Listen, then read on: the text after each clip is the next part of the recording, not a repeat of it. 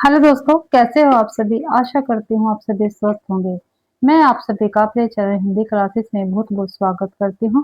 तो आप सभी को पता भी, मैंने आप सभी के लिए हिंदी साहित्य की काफी महत्वपूर्ण क्लास चला रखी है और इस क्लास के अंतर्गत आपको ठीक है सभी पीवाईक्यू एमसीक्यू देखने को मिलते हैं जो हमारे पेपर में आए हुए हैं या आने की संभावना है। ठीक है, हिंदी साहित्य, हिंदी भाषा, हिंदी व्याकरण, ठीक है, काव्य शास्त्र, ठीक है, इन सभी से क्वेश्चन आंसर हम आज इस क्लास में करते हैं। और ये जो क्लास है 6500 क्वेश्चनों की सीरीज है अपनी। ठीक है, 6500 क्वेश्चन हम इस क्लास के अंतर्गत कर लेंगे भाई। ठीक है, तो क्लास स्टार्ट करते हैं। और ये क्लास भाई सभी के लिए महत्वपूर्ण है, चाहे वो टीजीटी वाला है, चाहे वो पीजीटी वाला है, ठीक है, चाहे यूजीसी नेट का पेपर देता है, ठीक है, चाहे उसकी स्क्रीनिंग है, चाहे स्टेट का पेपर है, चाहे किसी भी स्टेट का पेपर है, ठीक है, RPSC first grade second grade का पेपर है, सभी के लिए काफी महत्वपूर्ण क्लास रहने वाली है भाई। तो भाई क्लास अगर आपको पसंद आती है तो प्लीज क्लास को ज्यादा से ज्यादा शेयर करें, लाइक करें और कमेंट करना बिल्कुल भी ना भूले भी, और चैनल को भी सब्सक्राइब जरूर से जरूर करें। पीडीएफ आपको टेलीग्राम चैनल पर मिल जाता है तो उसको आप ज्वाइन कर सकते हैं। और अगर आपको किसी भी क्लास का पीडीएफ चाहिए तो कमेंट बॉक्स में जाकर पीडीएफ लिख देना, आपको उसका पीडीएफ मिल जाएगा टेलीग्राम चैनल पर भाई। ठीक है, और आपको पता है जो हम क्वेश्चन करते हैं वो विद व्याख्या हम करते हैं भाई। ठीक है, तो पहला ही क्वेश्चन है अपठित गद्यांश, इसको करेंगे। फिर इसके 3 क्वेश्चन है वो हम करेंगे भाई। हिंदुस्तान में कुछ फूल बड़े ही दबंग और अक्कड़ प्रकृति के हैं, जैसे धतूरा और जवाकुसुम, मानो दिनकर की कविता हो। ठीक है, मानो दिनकर की कविता किसको कहा गया है? धतूरा और जवाकुसुम के फूलों को कहा गया है। चंपा तपोरता उमा की तरह है, जिसके पास भरमर फटकने का साहस भी नहीं कर सकता।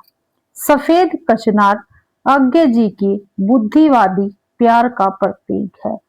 तो आज्ञा के बुद्धिवादी प्यार का प्रतीक कौन बताया गया? तो सफेद कचनार बताया गया है। पारिजात सुमित्रानंद पंत की कविता है और रसाल मंजरी प्रसाद जी का सौंदर्य बोध है। निराला की रस दृष्टि पीली सरसों का मुक्त विस्तार है। इसे अभिजात फूलों में सर्वथा अपांकत्य रखा गया है भाई। ठीक है, इसको पीली सरसों को। पर स्नेह का स्रोत है, जिससे प्रकाश का जन्म होता है और प्राणों का पोषण होता है, और धरती का श्रृंगार यही है। शोभा और श्रृंगार के विविध मापदंडों के प्रतीक इन पुष्पों के रहते हुए भी मैं नीम के पुष्प गुच्छ का तिरस्कार नहीं कर पाता हूँ। किसके भी? नीम के। यह अत्यंत लघुकाय होता है, सफेद बीच में पीली बिंदी। ठीक है, अब जो गद्यांश दिया गया है, ठीक है, इससे हम प्रश्न उत्तर करेंगे, पहला, दूसरा और तीसरा भाई। ठीक है, तो करते हैं। पहला क्वेश्चन रहेगा, लेखक ने किस फूल को तपस्या में रत पार्वती के समान बताया गया है? जो लेखक है उसने कौन सा ऐसा फूल है जिसको तपस्या में रत पार्वती के समान बताया गया है? तो जवाकुसुम का, पारिजात, कचनार या चंपा? तो भाई जो चंपा है, ठीक है, ये हमारा बिल्कुल राइट आंसर रहेगा। डी ऑप्शन बिल्कुल सही है। व्याख्या में देख लेते हैं। प्रस्तुत गद्यांश में लेखक ने चंपा के फूल की तुलना तपस्या में लीन तपोरता तपोरता उमा यानी पार्वती से की है। गद्यांश के अनुसार चंपा के एकांकी और पवित्र स्वरूप के कारण भ्रमर भी उसके पास जाने का साहस नहीं कर पाता। ठीक उसी प्रकार जैसे पार्वती की कठोर तपस्या के आगे कामदेव निष्प्रभ हो गए थे। अगला क्वेश्चन है, लेखक के मतानुसार अत्यंत उपयोगी होते हुए भी किस फूल को उचित महत्व नहीं दिया गया है? ठीक है, तो धतूरे के फूल को, पारिजात के फूल को, सरसों के फूल को या सफेद कचनार के फूल को? तो भाई सरसों के फूल को, सी आंसर सही है। व्याख्या देख लेते हैं। गद्यांश के अनुसार पीली सरसों को अभिजात यानी कुलीन फूलों की श्रेणी में नहीं गिना जाता। अपांक्त्य रखा गया है, जबकि लेखक उसे स्नेह, प्रकाश और प्राणों के पोषक का स्रोत तथा धरती का वास्तविक श्रृंगार मानते हैं। इस प्रकार अपनी उपयोगिता के बावजूद उसे वह साहित्यिक या सामाजिक महत्व नहीं मिला जो अन्य फूलों को प्राप्त है। अगला क्वेश्चन है, प्रस्तुत गद्यांश में आमर मंजरी से किस कवि के सौंदर्य बोध की तुलना की गई है? जयशंकर प्रसाद, सुमित्रानंदन पंत, सूर्यकांत त्रिपाठी निराला या रामधारी सिंह दिनकर? तो भाई जयशंकर प्रसाद। ठीक है, आम्र मंजरी या रसाल मंजरी। ठीक है, व्याख्या में देख लेते हैं। गद्यांश में स्पष्ट रूप से उल्लेख है कि रसाल मंजरी प्रसाद जी का सौंदर्य बोध यानी रसाल आम का पर्यायवाची है और मंजरी का अर्थ है पुष्पगुच्छ। अतः आम्र मंजरी रसाल मंजरी के सौंदर्य बोध की तुलना छायावादी कवि जयशंकर प्रसाद के सौंदर्य बोध से की गई है, जो अपनी रचनाओं में सूक्ष्म सौंदर्य चित्रण के लिए प्रसिद्ध है। तो सूक्ष्म सौंदर्य चित्रण के लिए कौन से कवि प्रसिद्ध है? तो जयशंकर प्रसाद जी रहेंगे। अगला क्वेश्चन है, अपठित पद्यांश है। ठीक है, इसको पढ़ के भी हमें क्वेश्चन आंसरों का जवाब देना है। तो सभ्यता कहाँ गई, कहाँ खड़ा है विश्व, जा रहा है किधर गति, रथ विज्ञान कलाओं का, किस दिशा उन्मुख इतिहास, दे रहा क्या विकास, क्या शोर समय का है, क्या जोर हवाओं का, क्या यही सभ्यता का वह सुंदर सुखद स्वर्ग है पड़ा जहां पग पग पर मुर्दों का पड़ाव, बिक रहा जहां नारितव रजत के टुकड़ों पर, फूलों के सव पर जहां सिंगालों का जमाव। तो ये पद्यांश पढ़ लिया हमने। अब हम इसके क्वेश्चन आंसर देखते हैं। 4 से लेके 6 तक क्वेश्चन आंसर, 3 क्वेश्चन आंसर इस पद्यांश से वो हम करेंगे। पद्यांश का केंद्रीय भाव क्या है? तो प्रेम है, शांति है, चिंता है या ईर्ष्या है? तो भी चिंता दिखाई गई है इस पद्यांश के अंतर्गत। व्याख्या में देख लेते हैं। पद्यांश में कवि आधुनिक भौतिकवादी सभ्यता की दिशा और दशा पर गहरी चिंता व्यक्त कर रहा है। कहाँ खड़ा है विश्व, किधर गति, क्या यही सुंदर स्वर्ग है? जैसे प्रश्न कवि के मन की व्यथा और चिंता खुद नारित्व के और नैतिक को देखकर वर्तमान सभ्यता की प्रगति पर प्रश्न चिन्ह लगाता है। क्या भी वह नारित्व के अपमान और नैतिक पतन को देखकर वर्तमान सभ्यता की प्रगति पर प्रश्न चिन्ह लगाता है? अगला क्वेश्चन है, पद्यांश में नारी की स्थिति कैसी बताई गई है? तो कैसी बताई गई है? चिंतनीय, हास्यास्पद, वंदनीय या दर्शनीय? तो ये आंसर बिल्कुल सही रहेगा। व्याख्या में देखते हैं। पद्यांश में कवि नारी की दयनीय और चिंतनीय स्थिति का वर्णन करता है। बिक रहा जहां नारित्व रजत के टुकड़ों पर। पंक्ति स्पष्ट करती है कि भौतिकवाद समाज में नारी की गरिमा और सम्मान का ह्रास हुआ है और उसे एक वस्तु की तरह बेचा खरीदा जा रहा है। यह स्थिति अत्यंत शोचनीय और चिंतनीय है। अगला क्वेश्चन है, कविता में रजत के टुकड़ों से कवि का क्या आशय? क्या भी कविता में रजत के टुकड़ों, जो रजत के टुकड़े हैं, इससे कवि का क्या आशय है? तो भाई धर्म कर्म, दर्शन प्रियता या रूढ़िग्रस्तता या लोभ लालच? तो लोभ लालच से है भाई रजत के टुकड़ों से कवि का आशय। व्याख्या में देख लेते हैं। कविता में रजत के टुकड़ों को प्रतीकात्मक अर्थ धन दौलत और भौतिक संपदा से है, जिसके लोभ लालच में पड़कर समाज नैतिक मूल्यों को भूल गया है। इसी लोभ के कारण नारित्व जैसी पवित्र भावना का भी व्यापार हो रहा है। ये वाक्यांश समाज में व्याप्त धन के प्रति अत्यधिक लालच और उसके दुष्प्रभाव का उजागर करता है। अगला क्वेश्चन है, समाचार लेखन की उल्टा पिरामिड शैली के संबंध में असंगत है। ठीक है, पीजीटी में ये क्वेश्चन काफी बार पूछा गया है भाई, स्क्रीनिंग में भी आया है। ठीक है, स्टेट में पूछा गया है और भी किसी स्टेट का पीजीटी का पेपर हुआ है तो उसमें भी एक क्वेश्चन पूछा जाता है। उल्टा पिरामिड शैली के संबंध में पूछा गया है। तो इस शैली में समाचार के सबसे महत्वपूर्ण तथ्यों को सबसे पहले लिखा जाता है। तो बिल्कुल लिखा जाता है। इस शैली में समाचार को 3 हिस्सों में विभाजित किया जाता है। बिल्कुल किया जाता है। इसमें इंट्रो, बॉडी और समापन के क्रम में घटनाएं प्रस्तुत की जाती, बिल्कुल की जाती है। तो ए बी सी तो अब तक ठीक है, डी देख लेते हैं। इसमें कहानी की तरह क्लाइमैक्स है वो खबर के अंत में आता है, यही क्या है अपना गलत है, उल्टा पिरामिड शैली के विषय में। तो डी आंसर सही रहेगा। व्याख्या देख लेते हैं। उल्टा पिरामिड शैली में समाचार का सबसे महत्वपूर्ण तथ्य या क्लाइमैक्स प्रारंभ में इंट्रो या मुखड़ा के अंतर्गत दे दिया जाता है। इसके पश्चात घटते महत्व के क्रम में समाचार का बॉडी और समापन लिखा जाता है। कहानी की तरह क्लाइमैक्स का अंत में आना कथात्मक लेखन की विशेषता है, न कि समाचार लेखन की भी। अगला क्वेश्चन है, इंटरनेट पत्रकारिता के संबंध में असंगत कथन है। ठीक है भाई, सभी के लेवल का ये क्लास है, टीजीटी पीजीटी यूजीसी नेट वाले सभी के लेवल की क्लास है भाई। ठीक है, सभी प्रकार के क्वेश्चन आपको इस क्लास में मिलेंगे। तो देखते हैं, संबंध में असंगत गलत है, इंटरनेट पत्रकारिता के संबंध में जो गलत है वो हमें बताना है। तो करते हैं। खबरों के संप्रेषण के लिए इंटरनेट का उपयोग सही है भाई।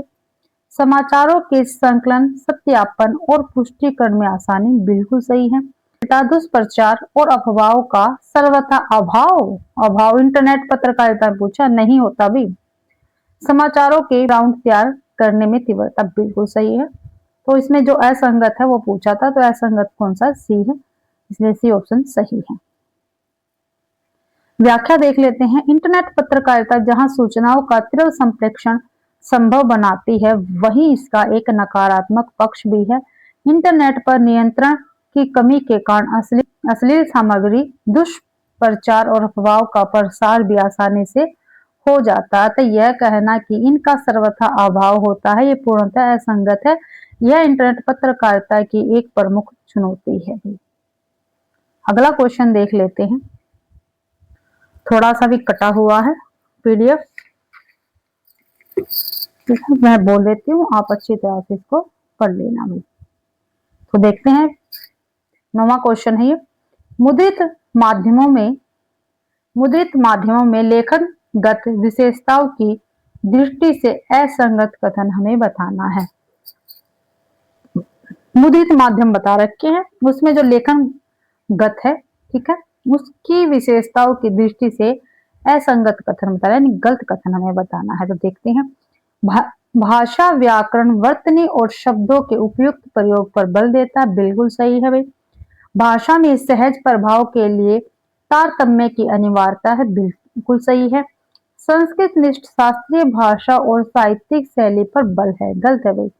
समय सीमा और आवंटित स्थानों के अनुरूप लेखन है, ये भी बिल्कुल सही है। ए बी और डी बिल्कुल सही है, सी क्या है, गलत है। ठीक है, मुद्रित माध्यम के विषय में व्याख्या में देख लेते हैं। मुद्रित माध्यम यानी अखबार, पत्रिकाएं आम जनता के लिए होते हैं, इसलिए इनकी भाषा सरल, सहज और बोधगम्य होनी चाहिए। संस्कृतनिष्ठ शास्त्रीय या क्लिष्ट साहित्यिक भाषा का प्रयोग करने से पाठक वर्ग सीमित हो जाता है और संचार का उद्देश्य पूरा नहीं होता। अतः आम बोलचाल की भाषा का प्रयोग अपेक्षित है, न कि शास्त्रीय भाषा का भी। अगला क्वेश्चन है, 10वां क्वेश्चन है, निम्नलिखित में से किसे कहानी का आवश्यक तत्व नहीं कहा जा सकता। कहानी का आवश्यक तत्व पूछा, किसको नहीं कहा जा सकता। कथानक में द्वंद्व, असंभव कल्पना, पात्रों के संवाद या पात्रों का चित्रण। तो असंभव कल्पना भाई, ये कहानी का तत्व नहीं है, भी आंसर सही है। कहानी के प्रमुख तत्वों में कथानक है, पात्र एवं चरित्र चित्रण, कथोपकथन यानी संवाद, देश काल वातावरण, भाषा शैली और उद्देश्य शामिल हैं। कथानक में द्वंद्व उसे गति और रोचकता प्रदान करता है। असंभव कल्पना कहानी का आधार हो सकती है, परंतु यह कहानी का अनिवार्य संरचनात्मक तत्व नहीं है, जबकि अन्य विकल्प कहानी के अनिवार्य अंग है। अगला क्वेश्चन है, निम्नलिखित में से किस विधा का पत्रकारिता से गहरा संबंध है। ठीक है, पत्रकारिता से गहरा संबंध है, कौन सी विधा का। तो कविता है, कहानी है, रिपोर्टाज है, डायरी है। तो रिपोर्टाज रहेगा, सी आंसर अपना बिल्कुल सही है। रिपोर्टाज पत्रकारिता की एक महत्वपूर्ण विधा है। इसमें किसी घटना, समारोह या आंखों देखी स्थिति का साहित्यिक और कलात्मक शैली में विवरण प्रस्तुत किया जाता है जो पाठक को प्रभावित कर सके। यह तथ्य यानी रिपोर्ट और साहित्यिकता का मिश्रण होता है। इसका जन्म द्वितीय विश्व युद्ध के दौरान हुआ और यह सीधे तौर पर पत्रकारिता से संबंधित है। अगला क्वेश्चन है, डायरी लेखन के संबंध में असंगत है। तो डायरी लेखन के संबंध में असंगत कथन हमें बताना है। तो देख लेते हैं भैया असंगत कौन सा है। तो इसमें तात्कालिक संवेदनात्मक भाव की अभिव्यक्ति होती है, बिल्कुल होती है। इसमें व्यक्ति की निरपेक्षता अधिक रहती है भाई। ठीक है, डायरी लेखन के संबंध में बताना है। तो भाई अधिक रहती है, ये क्या है, गलत है भाई। डायरी लेखक समय और स्थान के संदर्भ में समय और स्थान के संदर्भ को भी अपनी अभिव्यक्ति देता है, बिल्कुल सही है। डायरी लेखक अपनी भावना के प्रति ईमानदार होता है, बिल्कुल सही है। तो इसमें डायरी के संबंध में गलत कौन सा है।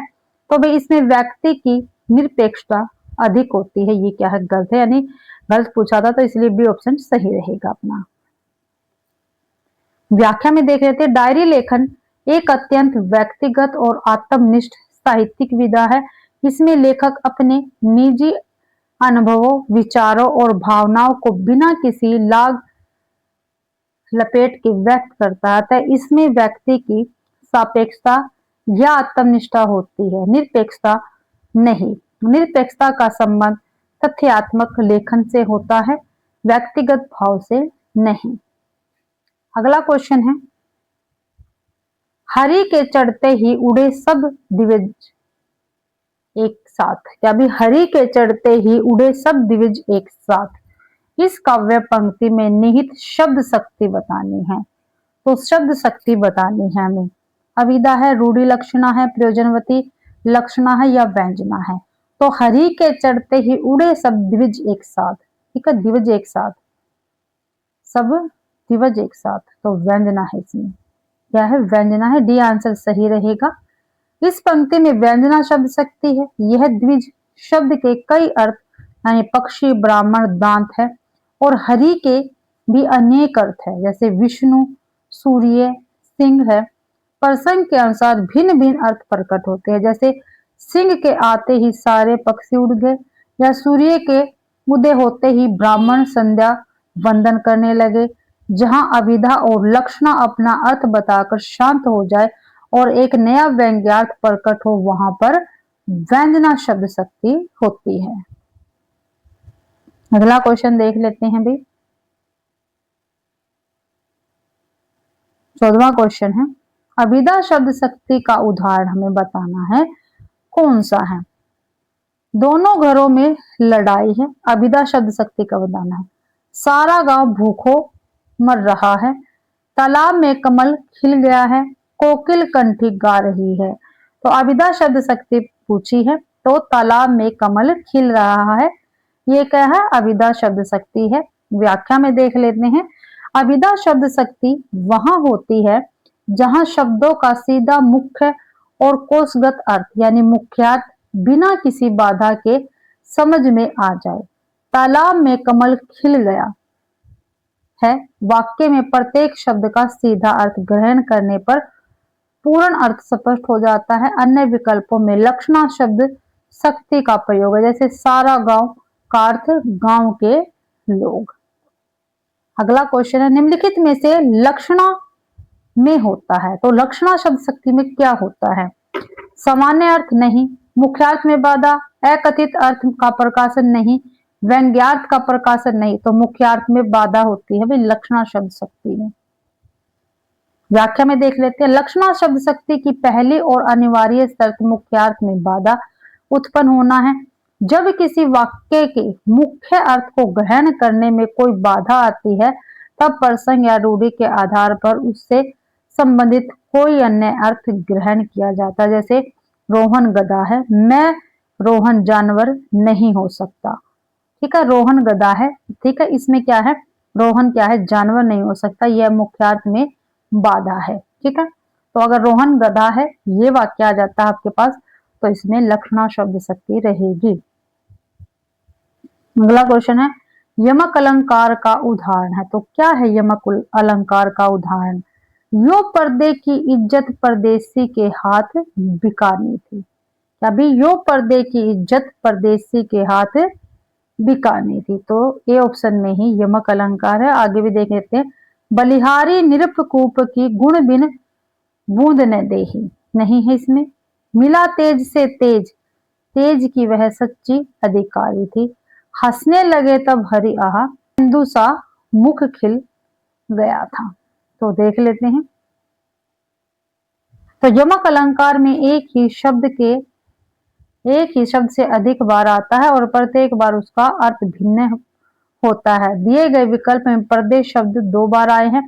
पहले पर्दे का अर्थ है घूंघट या लाज, और दूसरे परदेसी, परदेसी का अर्थ है दूसरे देश का व्यक्ति। हालांकि यह श्रेष्ठ उदाहरण है, किंतु अन्य विकल्पों की अपेक्षा इसमें यमक की संभावना है। भाई क्वेश्चन देख लेते हैं, उपमा अलंकार की विशेषता के संबंध में असंगत है। तो भाई उपमा अलंकार की विशेषता के संबंध में असंगत कौन सा है?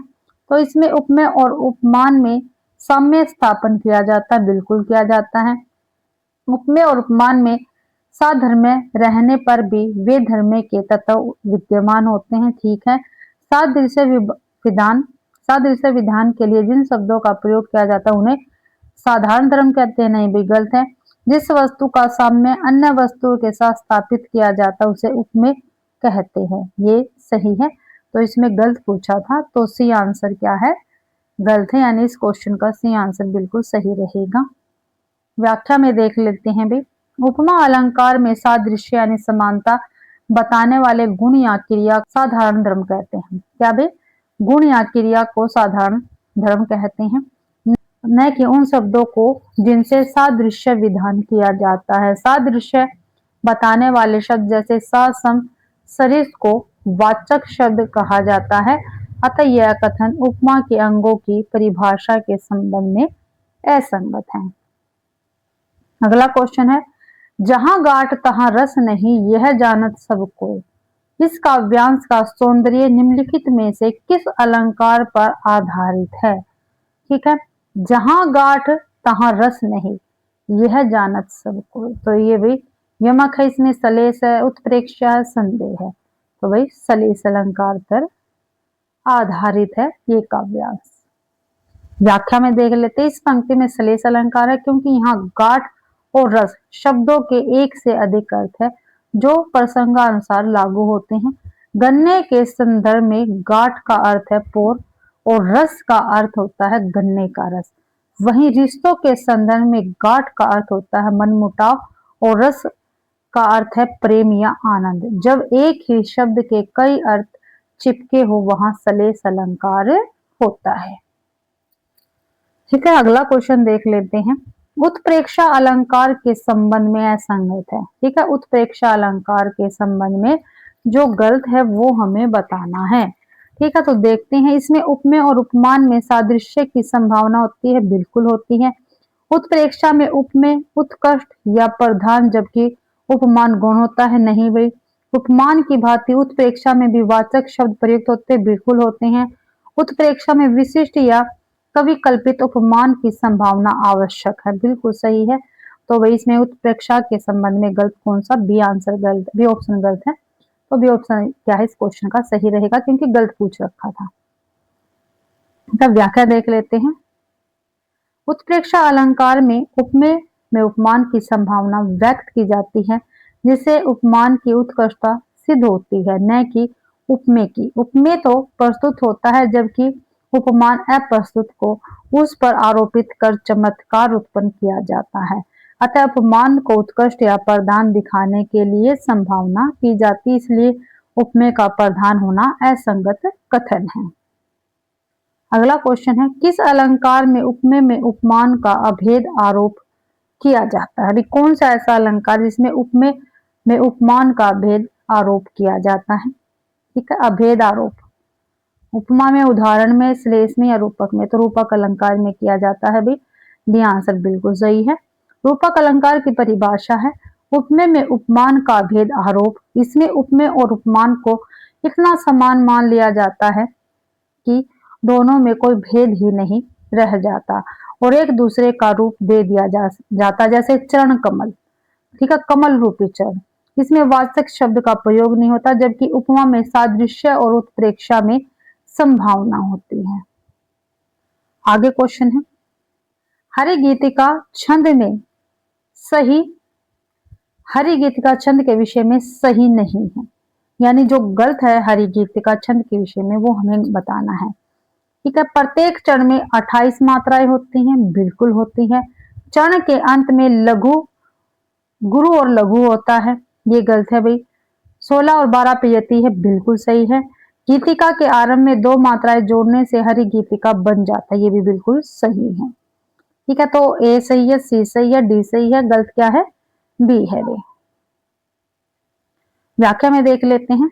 हरि गीतिका एक सममात्रिक छंद बिल्कुल है, जिसके प्रत्येक चरण में 28 मात्राएं होती है, 16 और 12 पे यति होती है। चरण के अंत में लघु गुरु का विधान अनिवार्य होता है, न कि गुरु और लघु का। ठीक है, पहले लघु आता है फिर गुरु आता है। जो गीतिका इसमें 26 मात्राएं हैं।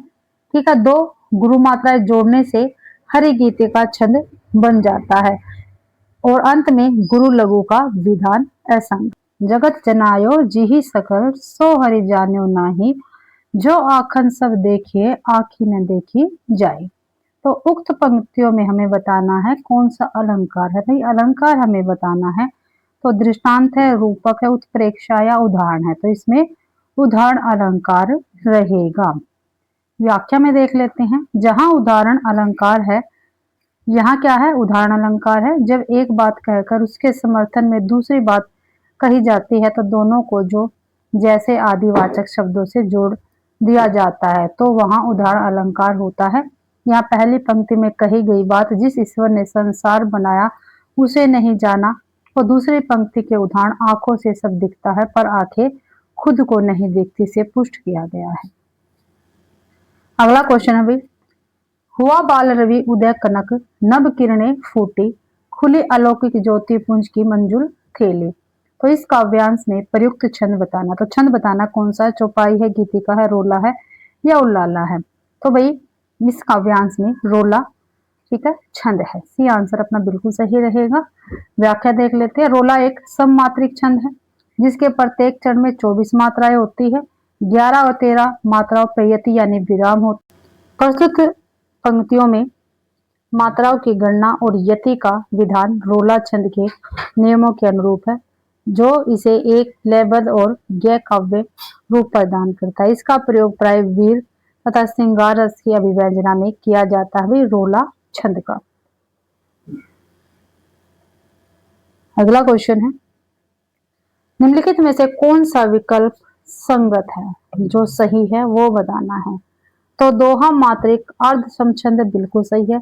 चौपाई के प्रत्येक चरण में 16 वर्ण होते हैं, गलत है भैया। रोला वर्णिक मुक्तक छंद है, नहीं। गीतिका के प्रत्येक चरण में 15-13 पर यति होती, ये भी क्या है? गलत है। तो ए ऑप्शन अपना बिल्कुल सही रहेगा। व्याख्या देख लेते हैं इसकी। दिया गया कथन संगत है क्योंकि दोहा एक अर्ध सममात्रिक छंद है। इसके विषम चरण पहले और तीसरे में 13-13 मात्राएं तथा सम चरण दूसरे और चौथे में 11-11 मात्राएं होती है। अन्य विकल्प असंगत है क्योंकि चौपाई मात्रिक छंद है, इसमें 16 मात्राएं। रोला भी मात्रिक छंद है, इसमें 24 मात्राएं तथा गीतिका में 14 और 12 मात्राओं पर यति होती है। अगला क्वेश्चन है, उल्लाला छंद की विशेषता हमें बतानी है। तो मात्रिक सम छंद है, नहीं। विषम चरण में 15 वर्ण, नहीं भाई। सम चरण दोहे के विषम चरण के समान होता है, ये ठीक है। प्रत्येक चरण में क्रमशः नगन भगन तगन होता है, नहीं, ये भी क्या है? गलत है। सी ऑप्शन सही रहेगा। व्याख्या में देख लेते हैं हम इसमें। उल्लाला एक अर्ध सम मात्रिक छंद है। इसके विषम चरण यानी प्रथम और तृतीय में 15-15 मात्राएं होती है और सम चरण यानी द्वितीय और चतुर्थ में 13-13 मात्राएं होती है। चूंकि दोहे के विषम चरण में 13 मात्राएं होती है, इसलिए उल्लाला के सम चरण यानी 13 मात्राएं और दोहे के विषम चरण 13 मात्राएं मात्राओं की संख्या की दृष्टि से समान होते हैं। तो इसी के साथ भई आज की अपनी क्लास कंप्लीट होती है।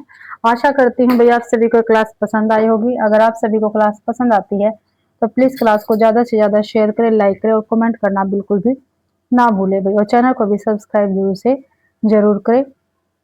आप सभी का क्लास देखने के लिए बहुत-बहुत